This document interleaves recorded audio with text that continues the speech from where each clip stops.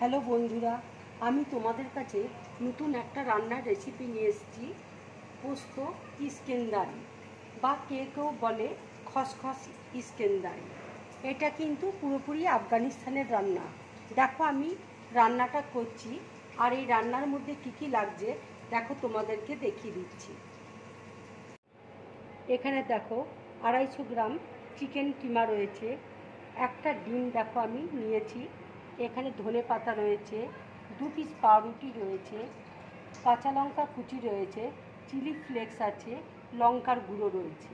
এখানে দেখো 2 চামচ পেঁয়াজ বাটা আছে, 1 চামচ রসুন বাটা আছে, 1 চামচ আদা বাটা আছে, 1 চামচ মাখন রয়েছে, আর 200 গ্রাম পোস্ত আমি মিক্সিতে বেটে নিয়েছি। দেখো এইভাবে বেটেছি, এটা কিন্তু পুরো শুকনো আমি বেটে নিয়েছি। এবার দেখো এই চিকেন কিমার মধ্যে আমি আদা বাটা দিয়ে দিচ্ছি, রসুন বাটা দিয়ে দিচ্ছি, পেঁয়াজ বাটা দিয়ে দিচ্ছি। এবার দেখো আমি আন্দাজ মতো নুন দিয়ে দিচ্ছি, লঙ্কার গুঁড়ো দিয়ে দিচ্ছি। এবার দেখো আমি সব একসাথে ম্যারিনেট করে নিচ্ছি। এটা আমি 15 মিনিটের জন্য মেখে রেখে দেবো।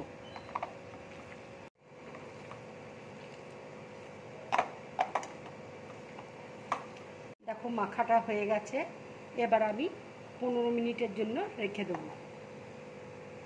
দেখো 15 মিনিট হয়ে গেছে, এবার আমি মাংসটা কষিয়ে নেব। কড়াই দেখো গরম হয়ে গেছে, এবার আমি মাখন 1 চামচ দিয়ে দিলাম।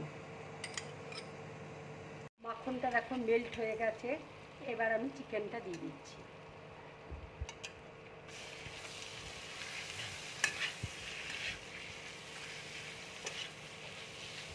উপর দিয়ে দেখো আমি 1/2 চামচের মতন মাখন দিয়ে দিলাম।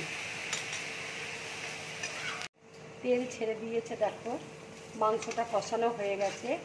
এবার আমি গ্যাসটা অফ করে দিচ্ছি। এবার মাংসটা আমি একটা বোলের মধ্যে ঢেলে নিচ্ছি। এবার চিকেনের মধ্যে দেখো আমি অর্ধেকটা পোস্ত দিয়ে দিচ্ছি, ডিমটা দিয়ে দিচ্ছি, কাঁচা লঙ্কা কুচি দিয়ে দিচ্ছি, চিলি ফ্লেক্স দিয়ে দিচ্ছি, ধনে পাতা কুচি দিয়ে দিচ্ছি।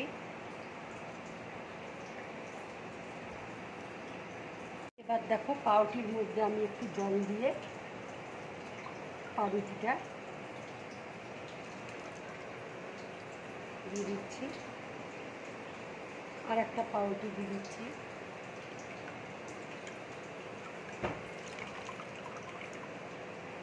এবার সব একসাথে আমি মেখে নেব।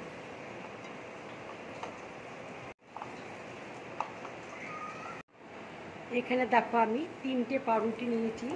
যদি একটু নরম হয়ে যায় তোমরা তাহলে আর একটা পাউরুটি মেখে নিতে পারো।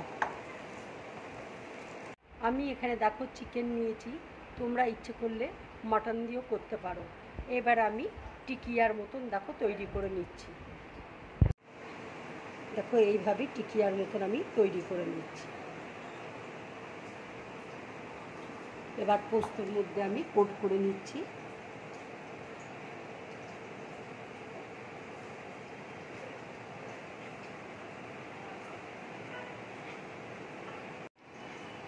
এইভাবে পোস্তের মধ্যে দেখো আমি কোট করে নিচ্ছি, প্লেটের মধ্যে রেখে দিচ্ছি। এবার দেখো আর একটা তোমাদেরকে দেখিয়ে দিচ্ছি। এইভাবে দেখো আমি টিকিয়ার মতন তৈরি করে নিচ্ছি। এবার পোস্তর মধ্যে দেখো কোট করে নিচ্ছি।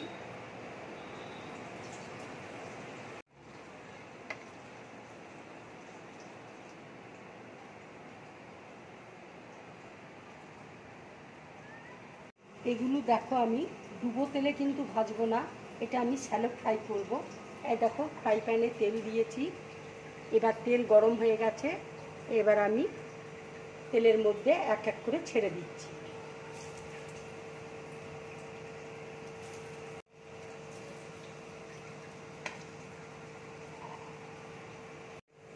ভাজাটা দেখো হয়ে গেছে, এবার আমি প্লেটের মধ্যে তুলে নিচ্ছি।